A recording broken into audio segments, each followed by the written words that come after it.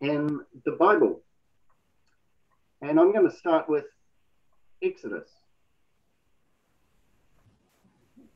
Genesis starts with in the beginning, but Exodus starts with the word and.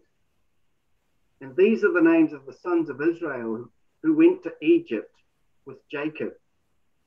So what that word and is doing is it's connecting Exodus and all that follows with what's gone before in Genesis. And when we get to Leviticus, we find that it also begins with and the Lord called Moses. So that's connected back to everything that's gone before in Exodus and Genesis. Numbers is similar. And the Lord spoke to Moses. So there's a connection between right the way from Genesis to Numbers. When we get to Deuteronomy, surprise, surprise, it does not begin with the word and. It's almost as though something new is starting. Even though it's the same Moses and the same group of people, Deuteronomy marks something new, the start of something new. Today I'm going to be looking at the handing over of Moses to Joshua. So the next book in the Bible is Joshua. And guess what Joshua begins with? The word and after the death of Moses. So Joshua and the whole book is connected to Deuteronomy just by using that one word and. Now we notice that in Joshua, the first thing some of the people do is they mess it up. They make a hash of it. They stuff it up. And that results in the death of lots of people. It's almost as though God expected that to happen. In fact, God did expect it to happen. The next book in the Bible is Judges. And that begins with and after the death of Joshua. And the people of Israel keep on messing it up. And they keep on making more mistakes. But God keeps on providing solutions. They call out to him and he provides another leader, someone else who will take their place. The next book in the Hebrew Bible is not Ruth. Ruth comes later. It's Samuel. And Samuel also begins with and. So there's a connection right the way back to Deuteronomy. Samuel continues the work of the judges. Eli is the last of the judges in one sense, and there's a change when Samuel takes over.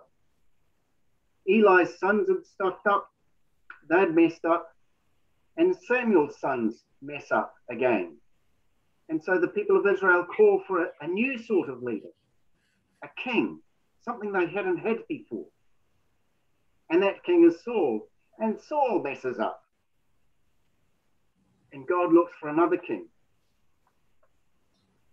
2 Samuel begins with, and after the death of Saul. And that 2 Samuel focuses on the reign of David. David, who was a man after God's own heart. But David messes up. And the next book is Kings. And David was old, and it begins with the death of David and the handing it over to Solomon, his son, who also messes up in similar ways to what David did. And his son messes up and causes a division in the kingdom. And the next book is 2 Kings, and that begins with, and after the death of Ahab. So you might be seeing a bit of a theme here, that there's a change of leadership. After the death of Moses, death of Joshua, Eli to Samuel, Saul to David, and other kings. And 2 Kings ends up in a really messy situation with the people of Judah, those who are supposed to be following God, being exported, taken away as captives to a foreign country, Babylon. But it's all hinted at in Deuteronomy. And there's this chain of connection going from Deuteronomy through to Joshua, Judges, Samuel, and Kings. And that's something that I'd like to look at today. So back to Deuteronomy. I was given 3 chapters to look at, 29 to 31. So the first thing I'm going to look at is who was Moses addressing? Now they're about to go into the new country. And this is what it says from Deuteronomy 29. All of you are standing today in the presence of the Lord your God. Your leaders and chiefs, your elders and officials. There's 4 different terms for different sorts of leaders, but they're all there. And all the men of Israel, there's an and at the start. All the men of Israel, your children and your women. Most translations say your wives, but I think your women's better because it includes widows, divorced women, unmarried women. It's not just wives, it's an inclusive term. And that's something which I think is really important. And the next phrase gives us some surprising people. And the foreigners living in your camps. We don't often think of the people of Israel as including non-Israelites, but there were some people. So if you feel like church is not quite the place for you, you can still be part of the community of God. And church is the place for hangers-on, like all of us. These foreigners might have been servants or slaves who chop wood and carry your water, but they are still part of that community. You are standing here in order to enter into a covenant with the Lord your God. That's all of them. A covenant the Lord is making with you this day and sealing it with an oath. There's a point I'd like to bring out. It's not just us who make the covenant with God. It's not just the Israelites. It's God who makes the covenant as well. So God is making the oath. And it's not us being faithful to God. It's more God being faithful to his unfaithful followers.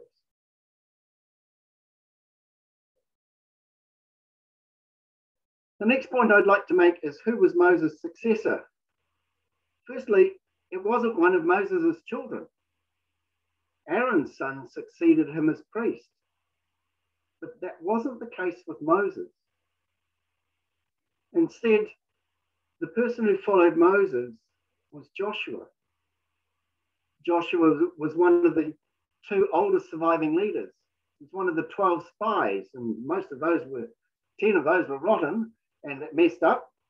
So there was only Joshua and Caleb who hadn't shied away from the huge enemies that they faced. They'd encouraged the people of Israel to go forward. But Joshua was one who'd hung around the tent of meeting and hung around God. At Discovery, we're in the process of looking for a new minister. And I think perhaps it's right that this happens next week when we talk about who was Moses' successor. Let's look for people who hang around the tent of meeting and hang around God. If you want to look at Deuteronomy 31, you'll notice that there's 3 times Joshua is mentioned. The first time, it's a public encouragement to Joshua. The second time is a much more private and intimate thing. It's just Moses, Joshua, and God in the tent of meeting, the place where Joshua spent a lot of his time.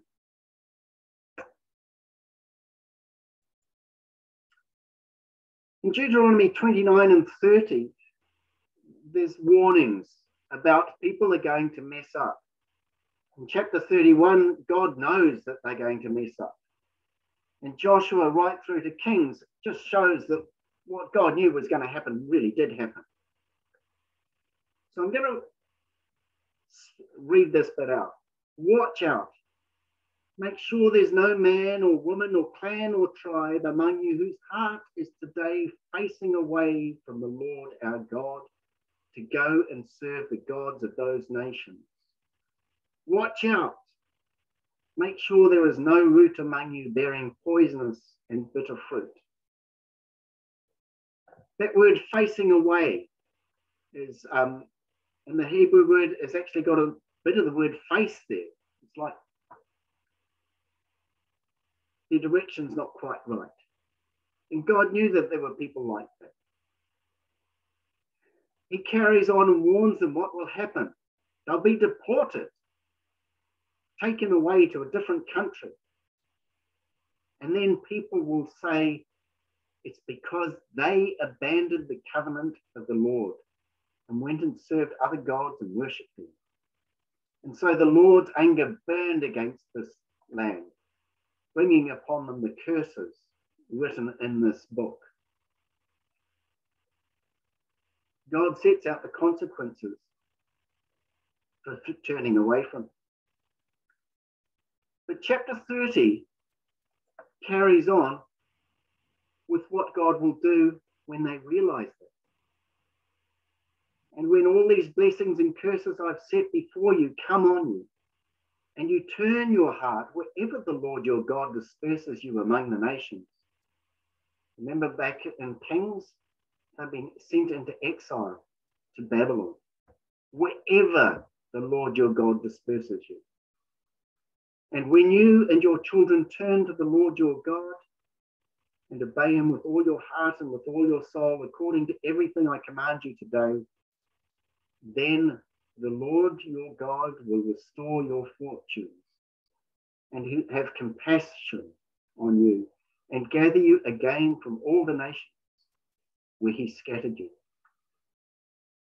In that short passage, there's 3 times the word turn is used. Sometimes it gets translated in 3 different ways: turn, return, and restore. But the first one is something that we do. We turn our hearts. When the people were kept in captivity in Babylon, they couldn't return to the land. They couldn't return to Jerusalem, the promised land. But they could turn their hearts. They could call out to God. And that's all God asks of us. And he turns and restores things. It's a huge thing. It's not returning to that. God does that. It carries on, even if you've been banished to the most distant land under the heavens. And I'm sure that's what Babylon would have felt like. From there, the Lord your God will gather you and bring you back, and he will bring you to the land that belonged to your ancestors, and you will take possession of it. And he will make you more prosperous and numerous than your ancestors. And the Lord your God will circumcise your hearts and the hearts of your descendants, so that you may live with him with all your heart and with all your soul. So that you may love him with all your heart and with all your soul and live. And you will again obey the Lord and follow all his commands I'm giving you today. I'm just going to go back to the previous slide and just focus on that turn. If we've faced away from God, what we have to do is turn our heads towards him. That's all he asks. He will do the rest. You might also notice that in this passage, there's a reference to the Shema, the greatest commandment. Christine, a few weeks ago, had this passage and spoke on this message. Hear, O Israel, the Lord your God, the Lord is one. The Lord our God, the Lord is one. And you shall love the Lord your God with all your heart and with all your soul and with all your strength. That phrase is repeated. And it's not us all we can do is turn to God and he will do the hard work. You might notice that the word and follows a lot here. And it's all these connections. We just turn our hearts to God and he does the hard work. God knows that we've messed up. God knows that we will mess up again. All that God asks is that we turn to him, face him, and he will do the rest. Let's pray. Lord, we just want to give you our faces. We just want to turn to you and face you. And we want to come closer to you, but we realize that it's not us who come closer to you, it's you who comes closer to us. So today we'd like to turn just a little bit closer to you and ask that you do the rest, that you change us and make us more like your Son, Jesus. Amen.